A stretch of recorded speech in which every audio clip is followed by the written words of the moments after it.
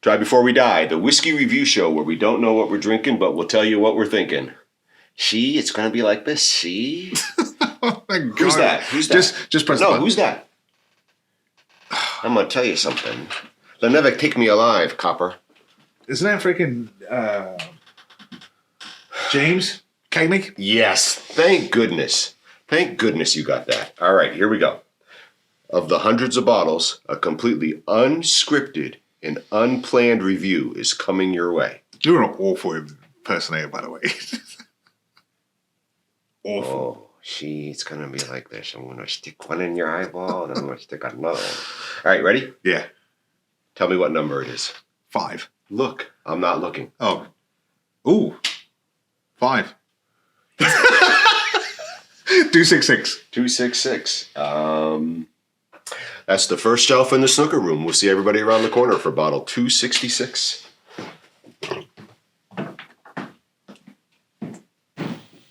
You guys are always beating me to the snooker room, but we're after bottle 266. Well, we know we end at 240, 12 across, 252, 12 across, 264. You add 2, you're at 2. You're at 266 with this hopefully lovely Tamnavulin 14-year-old independent bottling from Connoisseurs Choice. This is a 1989, 43% ABV coming from Gordon and MacPhail. Tamnavulin is just one of the favorites around here in the background. Mal and I really like it, and Mal really likes it because it's a Speyside, and Mal's a Speyside man. The Tamnavulin, 14-year-old independent bottling from Gordon and MacPhail on their Connoisseurs Choice series. We'll see you back at the bar where we uncork it and try it.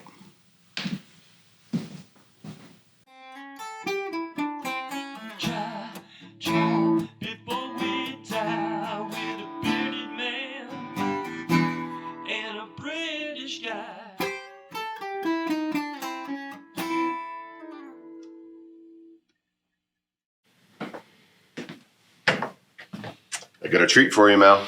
I heard. It's not just because it's a Speyside. It's because it's Tamnavulin. We do like the Tammys. So here's a quiz for Mal. Oh, good God. And I just want to be clear, Mal. It is not, the answer is not on the bottle. I have not referenced this in secret. In Gaelic, which I know you're fluent in. Oh, yeah, I am. What does Tamnavulin mean?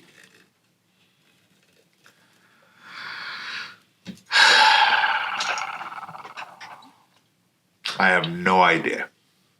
I couldn't even imagine what it would be. The mill on the hill. Really? Yes. The mill on the hill.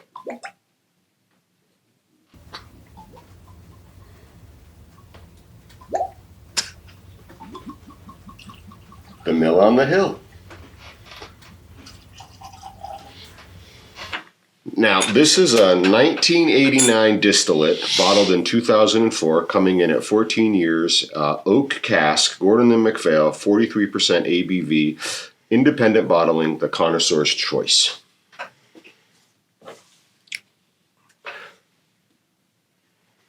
Why do we like the Tamnavulin so much?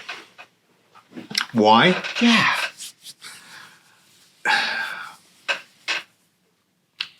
I can't think of the bottle that we poured that was fantastic. Recently, where we had our friend Rick here. Yes. And it was the 12-year-old. It was the 12-year-old. Is an old label from the 90s. What I liked about the Tammy is that it's so flavorful. Mm-hmm. Speyside, correct? Classic Speyside example.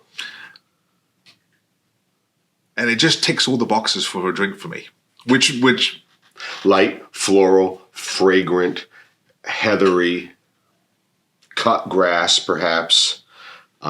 Just those Speyside notes that are correct. So anticipated and often so predictable. What we have here is oak casks, because we can see it right there on the label. But we can see it in the coloration as well. So we're not talking about being influenced by other wines, fortified wines, a different kind of spirit like a rum cask, things along those lines. No, it's a basic blueprint that they have. Yes. Which they've done, and that's what makes that enjoyable for someone that just is not looking to be stretched. Right. At all. So it's a classic Speyside traditionally. It's one of our crew members, the babysitter. His first was the Tamnavulin 12 on a trip to Cape Cod years ago with all of us. I love it because it's such an easy drink historically. We'll see if this IB, this independent bottling, matches up to what it's usually. Another thing that I like about the Tamnavulins, and I think I'll have this right, is that it closed in the mid to late 90s for a while. So we have an 89 distillate. So this is going to be pre-mothballing, right? So that they're not around as much. However, they've just come back. And you've seen them in New Hampshire and even picked one up here. But they've come back with a wine release series. Was that the Burgundy? So no. There's a sherry, there's a double cask ending in a sherry cask, and there are some other wine releases in those series. So they've taken the spirit that they've well known for in the past, and they begin creating whiskeys with additional profiles. So finding these traditional profile Tamnavulins is a little harder to come by,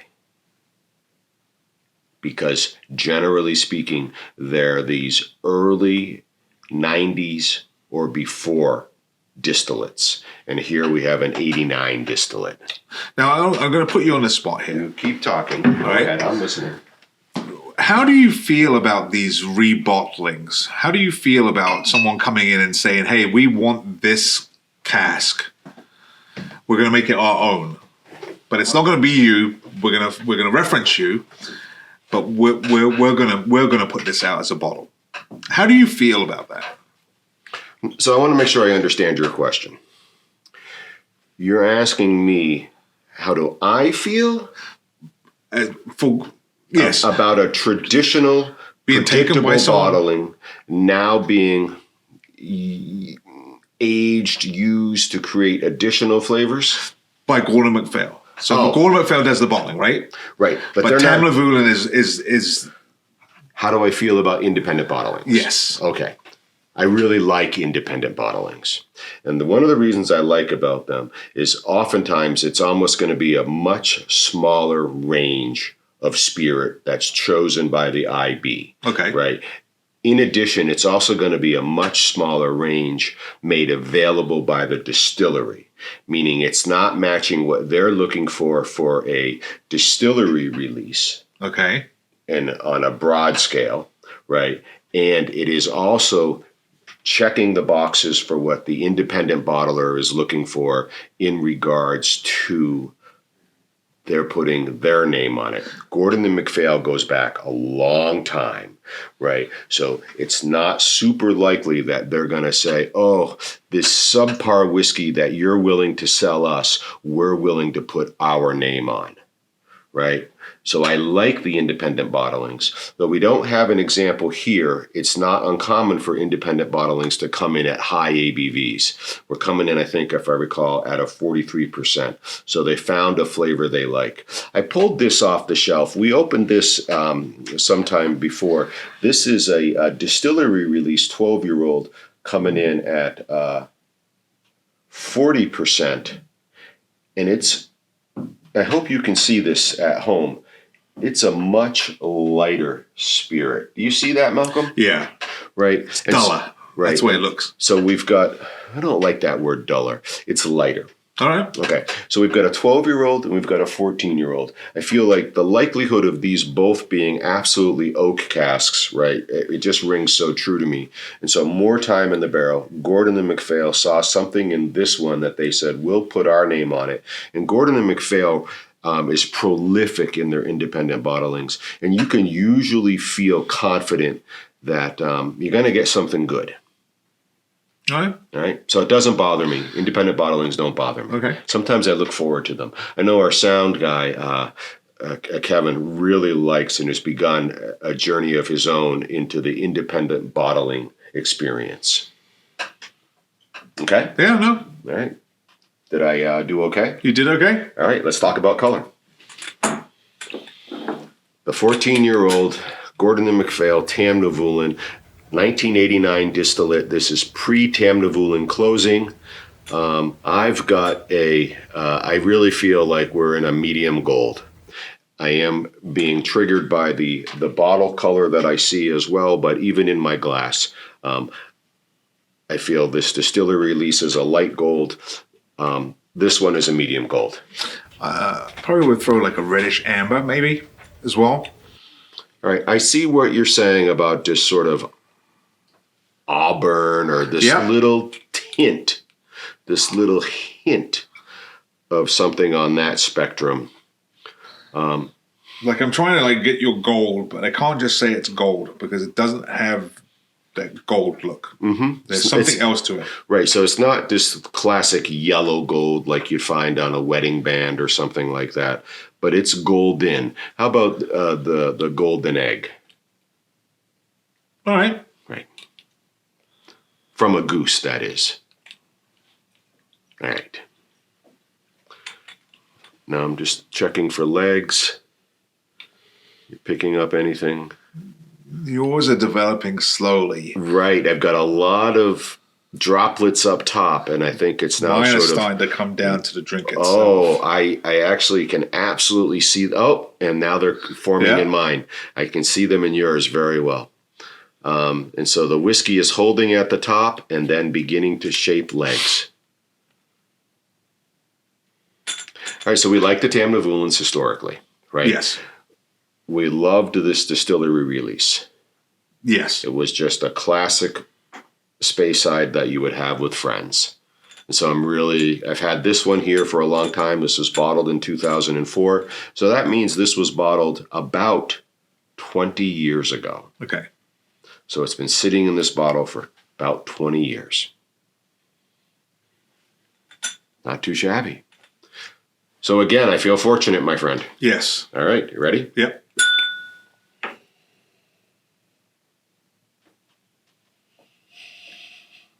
Yeah, that's a flowery hill. That's a flowery Like a mill field. on a hill. Like a middle of a hill. I'm picking up something woody, but again, 14 years in the oak, right? Right at the very back, I'll give you that.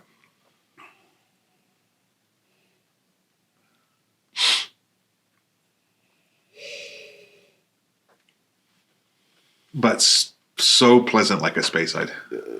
Nothing powerfully dominant, No. right? This is registering as a Tamnavulin, as a Speyside, as an unmanipulated Speyside, sort of fitting the classic profile on the nose. I'd like to say this, and this is probably just me making it up as I'm just going, but I think it has a little bit more than the 12. Well, we've got longer in the wooden barrel. We've got a higher ABV. We've got a deeper color. So right there in three categories, we've got three undeniable differences. But it's so pleasant. And it's that flowery aroma that you get that I think that's what makes Speyside a Speyside. And that's why I enjoy them. Right. There is nothing that's going to hurt you.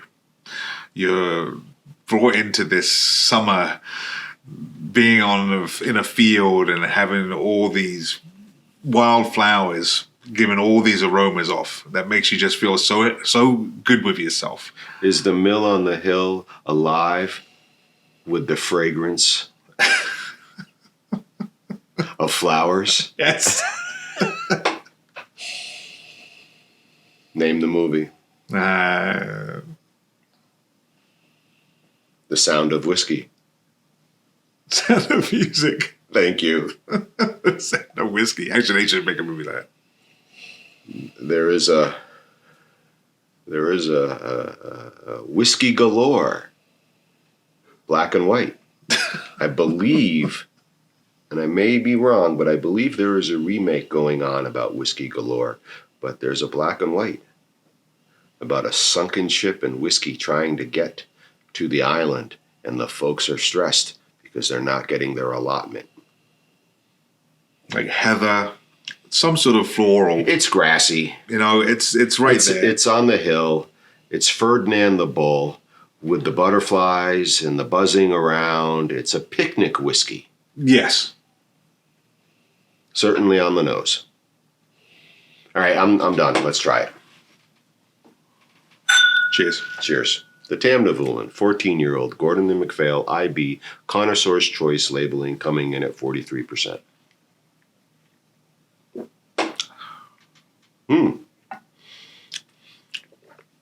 I'm absolutely impressed by the mouthfeel. I was not expecting the thickness of this drink. Yeah, no. Ding, ding. That levels up this Speyside, because it's not uncommon for Speysides to often be a little thinner because of how relaxed and mellow they can be and fruity. But this has a little viscosity to it. That's really enjoyable. And it has that oaky, nutty. Mm-hmm.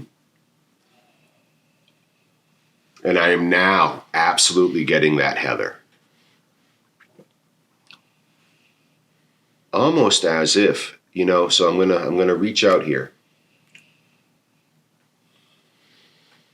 There's a little something of a thistle in here. You're going to tell me that you had thistle tea back in the day? Is that what you're telling me? As you were marching across the Shire to get to Mordor? Is that what you're telling me now? Stop. One further step will be the farthest I've ever gone. Something nutty, but there's like a... Well, the thistle, of course, will have a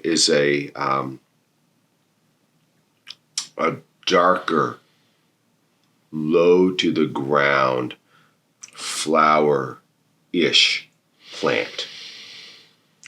The one thing I will tell you... Purple leaves. Yeah, okay. Right, something ruddy. And I think we've declared there's a little ruddy in this color. But I will tell you, there's this weird feeling I'm getting. The top of my mouth has gone like somewhat numb. Like right where the back of my throat, where the little punch bag is. Every time I've taken a sip, I feel like there's something gone on there that's just sort of just numbed it. There's something here. There's something here. And you often do this. Oh, there's something here. There's something here that I want to identify. And there's yeah, exactly. Between that wood, between the heather, between the viscosity, there's something very darkly fragrant. I wanted to say black currant. Black currant. See? Yeah. That's how numb this has got. Yeah, there's something very darkly fragrant going on here. But I want to say black currant. We may have to drink several glasses of this to sort this out.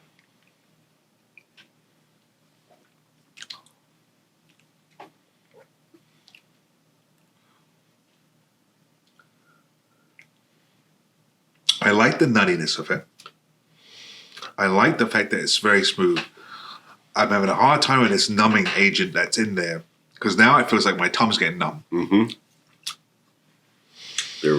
There are no hints on this bottle at all, other than age, ABV, and the IB.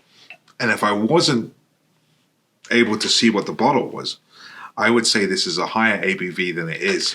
I agree with Malcolm on that. There is this element of it's more than it is.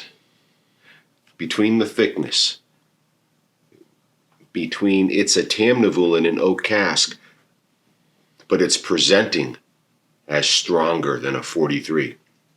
Yeah, I mean, I'm really struggling with numbness. I'm right before it hits the punch bag, it is like completely, and maybe numb is not the right word, but I am like, wow, there is something happening to my mouth that I've never experienced before. Ugh. I look around at the accoutrements. I'm reflecting a lot on the whiskey experiences we've had. It is not just the classic Speyside. It's the classic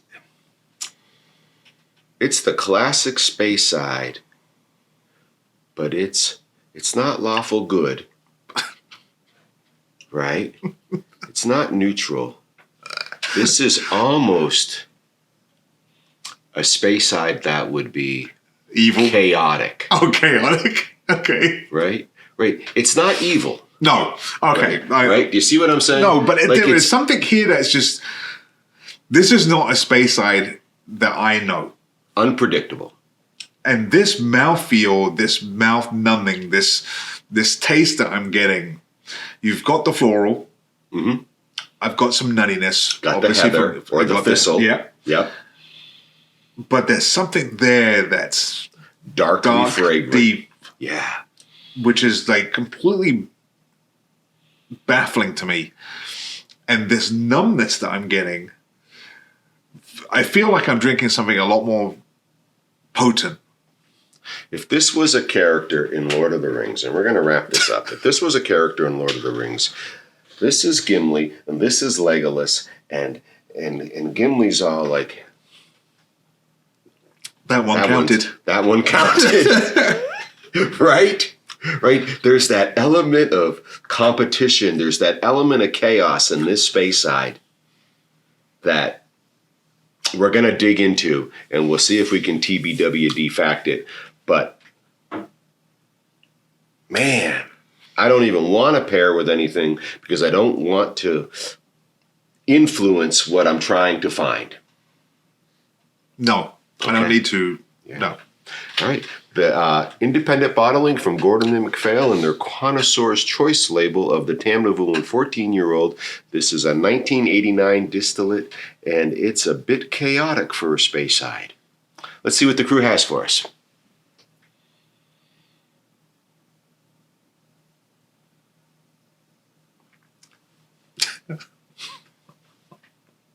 So there are times in life, Malcolm, where I've been caught muttering to myself, and I will often say things like, well, of course I was talking to myself. I needed an expert's opinion. Here's to the great artistic genius, Pablo Picasso. His last words were, drink to me.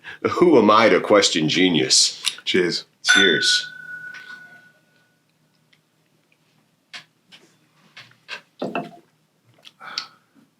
I am really looking forward to doing some research to seeing what a $1 million insured nose and palate has picked up on flavors in here, to see if that suddenly gives us the gear shift of click, click, click. Oh my gosh, that's exactly what that's happening here. A chaotic Speyside.